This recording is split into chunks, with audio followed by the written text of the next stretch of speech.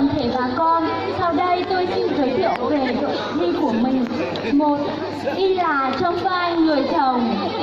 2. Y sa trong vai người vợ. 3. Y sáo trong vai cô con dâu. 4. Y trong vai người bán chất ma túy. Và cuối cùng là tôi, Y Lan, trong vai tuyên truyền viên. Sau đây tiểu phẩm Hãy tránh xa ma túy của chúng tôi xin được phép bắt đầu ạ.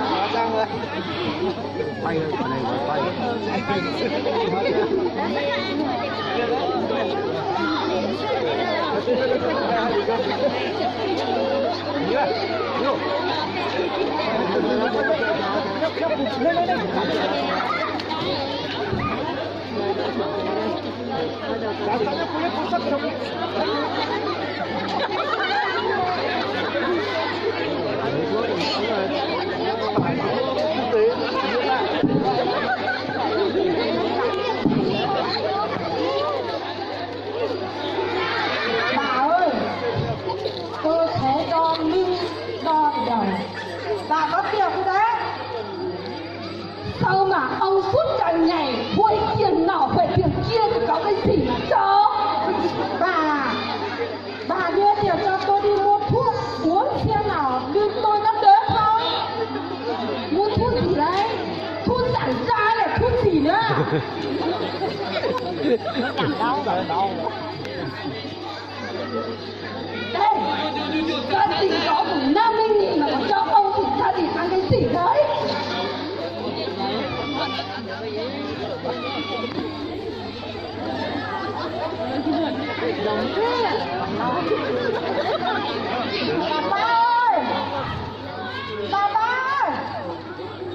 Bà có ở nhà không đấy?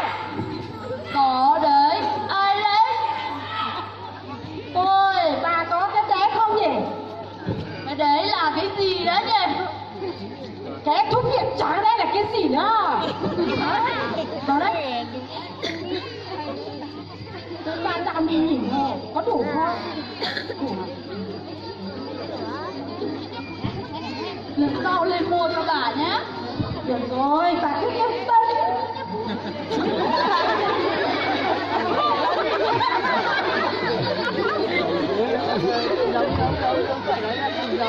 Ôi, chỗ này đông người quá không hút được. Con nào bỏ chỗ kín này. Làm giường đấy. Rồi. Cười ạ. Thấy nó mắt nó sáng hẳn. Thấy nó giảm giờ như nó không đo sụp.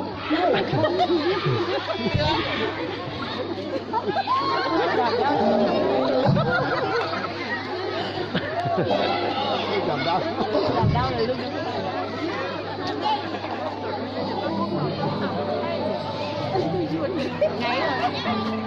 Ông ơi, dậy đi. Sao mà đi cả một buổi chiều về mà ông quản lòng như thế nhỉ? Bà gì mà làm chuyện thế? Tôi với người mới ngủ một tí mà cứ bắt người trẻ.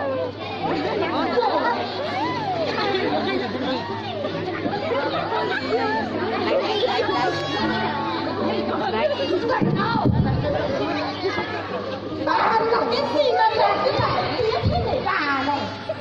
Bà làm việc gì mà bà cứ to kín?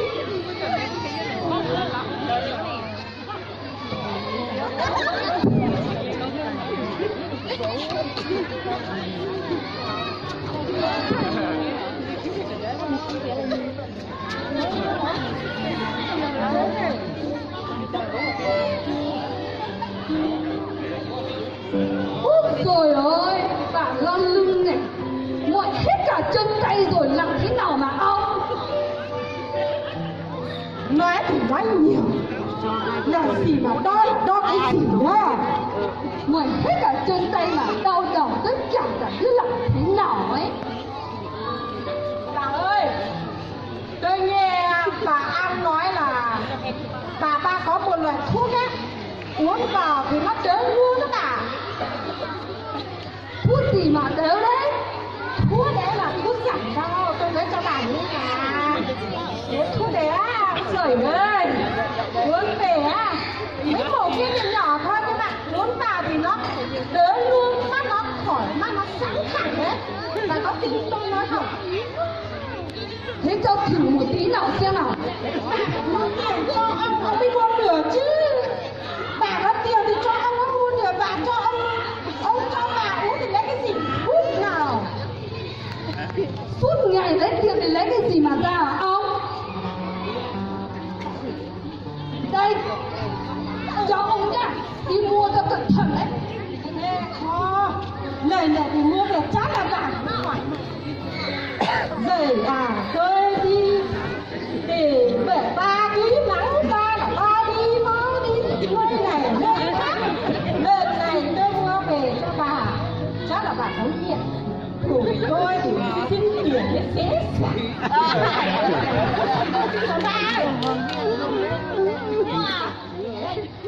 Làm chút tí nữa. Xin tiền nó dễ dàng.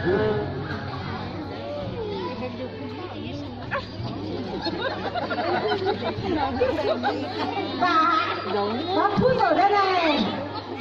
Đây rồi ông. Nói rồi ôi, mỏi hết cả chân tay, đau hết cả lưng rồi, trở cả một buổi chiều tắt chết đây rồi. Thế thì đi rót nữa nha. Cái luận thu này không phải uống nữa đâu mà.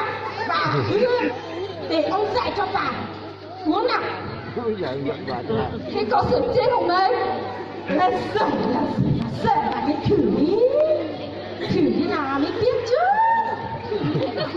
Thử nào. Không phải cái này.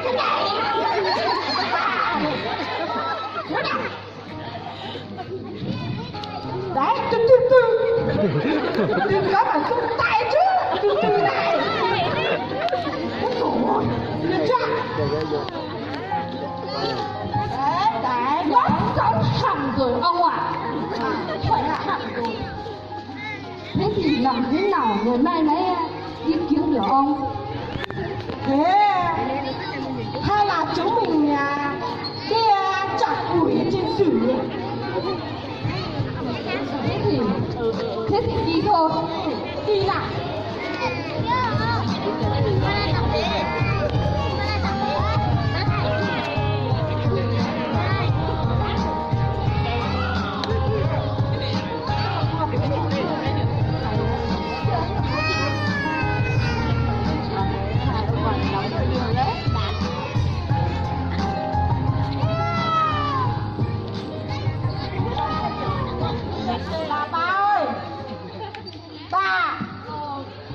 Gì đấy? Hai vợ chồng tôi không có tiền. Bây giờ thì tôi mang một khúc củi to này, bà có lấy không? Bà có lấy đấy. Để vào bên ngoài nhà bà đi. Thế thì cái này thì bà cho bao nhiêu? Thôi, bà cho ông bà một buổi chiều đi. Ồ, một buổi chiều à? Thế thì bây giờ thì tặng thuế chiều này. Nó cho lệnh vào đây nhá. Đây nha. Lần sau á, có con gái, con lợn, bà cứ mang ra đây. Ông bà ấy. Dạ, thế bà cũng đổi cả con lợn con cả nữa à? Bà đổi đấy, đổi cái này là đổi to đấy, đổi một ngày. Thế thì lần sau thì hai vợ chồng bán gà bán lợn xuống nha.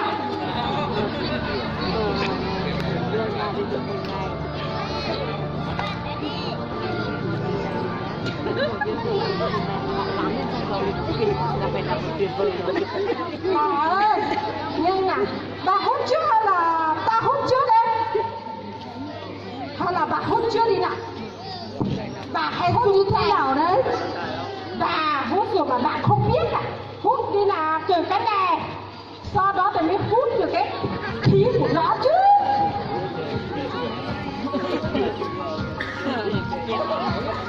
Cẩn thận nào, từ từ. Cho, bây giờ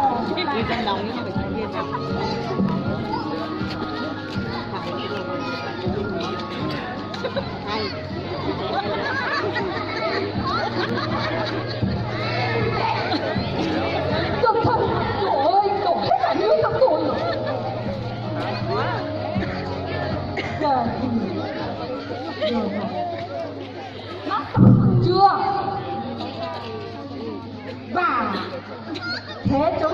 phải nghĩ thế nào thì mới đổ qua bên này chứ.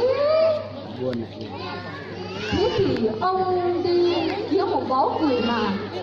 Thế chẳng biết làm sao mà có cái gì mà qua đêm ngay đấy ông. Bà ơi, hôm qua thấy con Do mang một con gà bà ngoại về.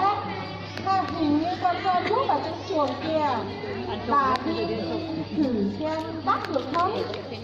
Thà là bắt được thì chồng mang một bó củi mà bà mang cái con gà kia mới đổ qua đền. Vâng, thế thì ông đi trên đỉnh xong mà bà đi lấy à? Hay là hai vợ chồng mình cùng đi thì mẹ không sợ người ta thấy chứ? Thế hai vợ chồng đi thì là sợ. Hay là hai vợ chồng mình đi nhỉ? Hai vợ chồng mình đi thì đi từ từ đấy không sao thấy chết mất. Từ à, sao mà đi nhanh thế? Từ từ ta.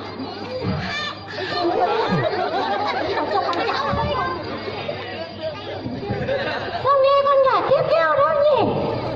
Rồi ơi, xem nào. Ôi sao không thấy con gà của con đâu rồi nhỉ? Mẹ ơi, thôi. Cái gì đấy? Sao con gà của con không thấy rồi đấy? Nó biết đâu, quan hệ ở chỗ nào chứ? Quan hệ ở con chuồng đấy. Ôi dồi mẹ cầm đây rồi mẹ ơi. Con gà này hôm qua mẹ Quang vừa đi xin mẹ về đấy. Thế thì con gà to hơn là mình to hơn đấy. Nhưng mà con không có gà nuôi thì con vừa xin mẹ mà mẹ. Thôi, con gà thì không to bằng mình thôi nhá. Tôi đã bảo là bà đi tìm gì nữa bây giờ thì chết mất rồi. Trời ơi, thầy bà đi ơi. Thầy bà là gió kín một tí, bà cứ cho con gà khóc. Ở nhà không đấy? Có chị ở nhà đi ạ? Lần chết thật rồi bà ơi. Có chuyện gì vậy chị? Mà cán bộ ơi, hôm qua tôi vừa đi mẹ bố ngoại về, xong mẹ cho một con gà tôi mang về thì bố mẹ tôi ăn trộm hết, thì rồi ta nghĩ là bố mẹ ta nghiệm rồi đấy, thì hỏi cán bộ xem cán bộ có ý kiến gì giúp ta để thoát khỏi không ăn trộm không hả cán bộ ơi? À rất đúng lúc tôi cũng đang định sang nhà chị để huy động hai bác đi cai nghiện đấy chị ạ. Thế thì tôi sẽ đi cùng với chị. Nào đã bảo là thôi mà bà như vậy, bác không trả bây giờ. Hai bác ơi, hai bác có ở nhà không ạ? Tôi đi, ôi dồi ôi, mình làm chết rồi đấy. Hai bác ơi, hai bác mở cửa hộ cháu với ạ? Cái gì à? Chào bác ạ. Ôi, quả à? Vâng ạ, chào bác. Có việc gì đấy con? Dạ, cháu ra đây có một số chuyện muốn nói với hai bác ạ. Cháu xin phép được vào nhà. Bảo thì bảo thôi, có việc gì đâu.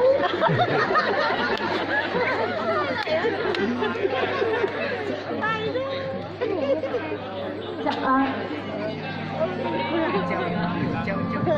hai bác ơi, tình hình là thế này.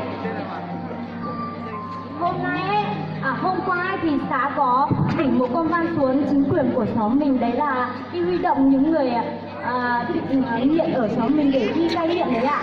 Thì hai bác có nằm trong danh sách những người nghiện ở trong xóm mình. Thì hôm nay cháu đến đây là để vận động hai bác là chúng ta hãy đi cai nghiện đi ạ. Xóm mình nhà mình thì rất là sơ sài, cái gì cũng không có. Và vừa rồi thì cháu vừa nghe con dâu của hai bác bảo là chị ấy vừa mới mang một con gà từ nhà mẹ về mà hai bác cũng ăn trộm đi để bán lấy tiền mua tiết kiệm. Cháu thấy như thế là rất là không ổn ạ. Thế thì đi cai nghiện thì cai ở chỗ nào nó xếp sở chết không con? Bác ạ, hiện nay là ở dưới tỉnh mình là có một cơ sở cai nghiện đấy ạ. Và ở trên xã Bà Cầu mình thì họ cũng mở một cơ sở để đi uống thuốc methanol đấy ạ, một loại thuốc để giúp chúng ta hạn chế sự thèm chất ma túy, dần dần chúng ta sẽ không bị nghiện lại nữa ạ. Thì Trời ơi, tôi hút thì hút tiền, tôi đã cái tiền chỗ này đéo mà chỗ này bảo tôi như này cũng đánh đéo. không bác ơi, cái này là cháu nói là để muốn tốt cho các bác, tốt cho các bác thì sẽ tốt cho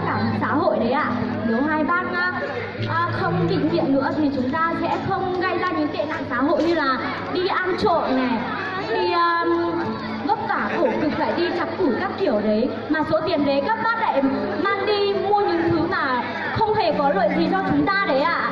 Một phút xong thì cũng chỉ được một thời gian thôi. Mẹ ơi, bố mẹ chú ý lắng nghe cán bộ nói ạ. Thì cán bộ nói xong thì bố mẹ đã nói nhá. Thế thì nói cho ta nghe xem nào. Đấy, ý của cháu là như thế này. Cháu chỉ mong là hai bác hãy nghe lời chúng cháu, nghe lời của xã hội là chúng ta hãy đi cai nghiện dựa trên cơ sở là tình nguyện ạ. Không, nếu hai bác cái tình trạng này thì hội cháu sẽ dùng biện pháp cưỡng chế là bắt buộc hai bác phải đi đấy ạ. Thì cháu rất mong sự tình nguyện của chúng ta. Thế thì bà ơi, thế thì như cháu nói thì bà chuẩn bị quần áo mà đi thôi bà nhỉ. Vâng vâng. Khi nào có lịch thì sao sẽ thông báo với hai bác đấy ạ. Thế đi thì có sợ chết không con? Không sợ đâu các bác ơi. Ở dưới cơ sở cai nghiện là Đấy, bảo là không hút trong cứ bảo là hút cái lần này thì chết thôi. ở cơ sở cai vâng, hai bác ngồi xuống để đang nói ạ. Ở cơ sở cai nghiện của người ta là người ta có hẳn một đội ngũ y bác sĩ để chuyên gia kiểm tra sức khỏe của các bác. Khi nào mà lượng hệ chất ma túy ở trong cơ thể của chúng ta giảm và không còn có thể gây nghiện nữa thì họ sẽ trả chúng ta về sống một cuộc sống tự do.